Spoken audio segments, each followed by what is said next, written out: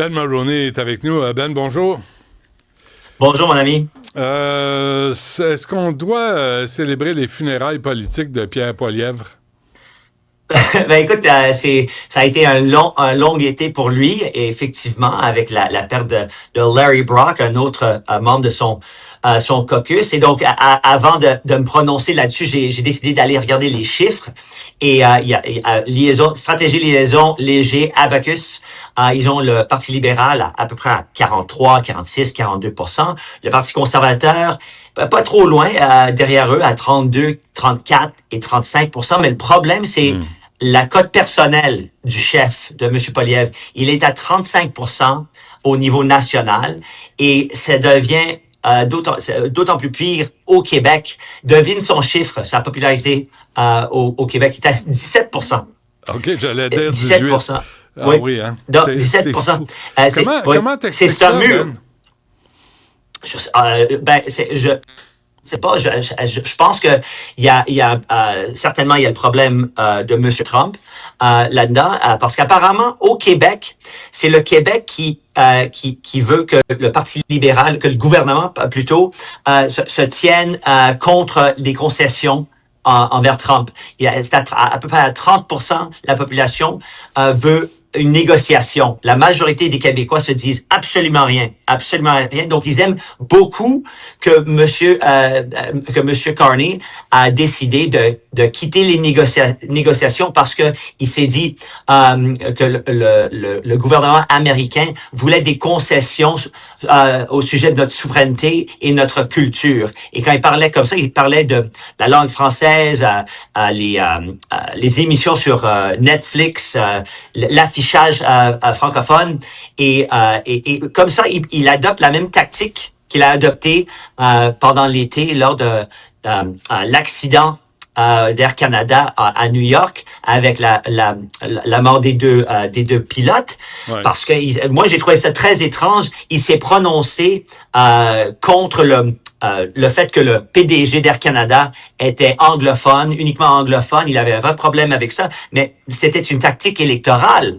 Premièrement, c'est un anglophone qui a pas passé beaucoup de temps au Québec, et en plus de ça, Michael Rousseau?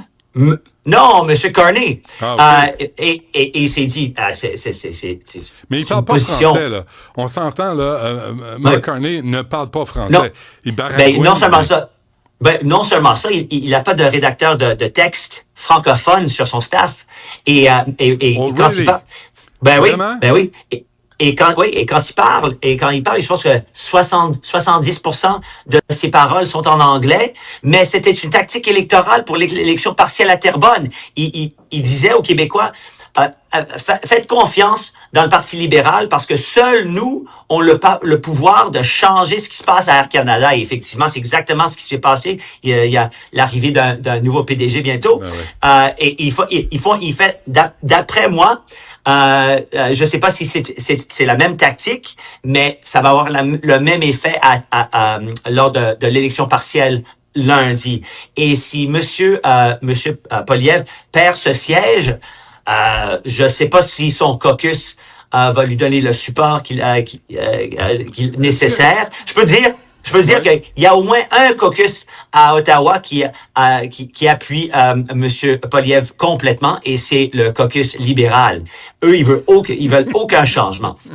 OK, mais disons, parce que là, c'est une folie furieuse. Là. Tout le monde est en faveur de Mark Carney, du Parti libéral du Canada, qui se prétend grand défenseur de la culture française québécoise francophone, alors qu'il n'a pas arrêté de financer des organismes qui voulaient saboter la loi 96. C'est d'une hypocrisie monumentale. Pendant ce temps, Pierre Poilievre ne compte pas de points. Il a l'air d'un touriste qui fait de l'haltérophilie. Puis qu'est-ce que tu lui dis, là? Je te nomme conseiller personnel politique de Pierre Poilievre. Tu lui dis... moi, je lui dis... Moi, je lui dirais d'abandonner Trump comme sujet. Ça fonctionne pas. Je lui dirais de relancer le discours sur le coût de la vie, parce qu'il a une vulnérabilité surtout avec les jeunes encore. Il y a chez les 35 à 54 ans, 46% approuvent du gouvernement et 55% croient que le pays est sur la mauvaise route. Donc, c'est une vulnérabilité à assurer. Il doit régler son ton parce que apparemment il y avait un sondage où un groupe ils ont proposé les mêmes idées à deux groupes, les mêmes idées politiques, mais ils disaient que à un groupe c'était les idées de M. Carney et de l'autre côté c'était les mêmes idées, c'était les idées de M. Poilievre.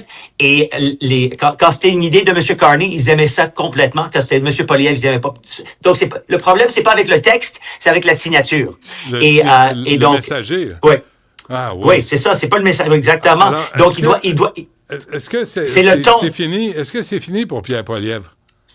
On va voir lundi. On verra lundi, je pense, avec l'élection partielle au Québec, s'il perd ce siège et c'est assez proche. Le Parti québécois est le Parti libéral est à 2 ou 3 points du du Bloc québécois et les conservateurs sont à 2 ou 3 points des libéraux. Donc, on ne sait pas encore, mais s'il perd encore un autre siège, écoute, les caucus, ils veulent se rallier derrière quelqu'un qui pense qui a une chance lors des prochaines élections. Et s'ils quittent, que ça soit pour s'asseoir avec les libéraux ou pour abandonner leur poste et démissionner entièrement, c'est pas parce qu'ils pensent qu'ils n'ont pas de chance dans les prochaines élections. C'est assez clair. S'ils restent, c'est parce qu'ils pensent qu'ils peuvent gagner. Mais penses-tu qu'à l'intérieur du Parti conservateur du Canada, il y a présentement des stratèges qui préparent la sortie de Pierre Poilievre? Moi, je pense qu'il y a toujours des conversations et il y a toujours des candidats qui attendent le moment où l'opportunité se présente. Mais il y a quelqu'un qui a dit hier, 8 mois avant l'élection fédérale, il y avait personne qui parlait de façon sérieuse que le prochain premier ministre serait Mark Carney. Ouais. Parce que la position n'était pas ouverte. Oui. Et Pierre Poilievre avait 20 points dans les sondages d'avance. 25 points. 25 points. Puis il a tout perdu. Alors, ben, écoute, là, je pense que le Parti conservateur... Je te dis ça, Ben, je sous-entends rien, là. Il n'y a pas de message subliminal. Oui. Mais le Parti conservateur va chercher un nouveau chef. Tu sais, le Parti libéral, ça a marché de ramener un nom connu dans le parti. Je ne sais pas ce que le Parti conservateur peut faire. Moi non plus, mon ami. OK, parfait. On se laisse là-dessus. Bonne journée. Merci. À demain. Bye-bye.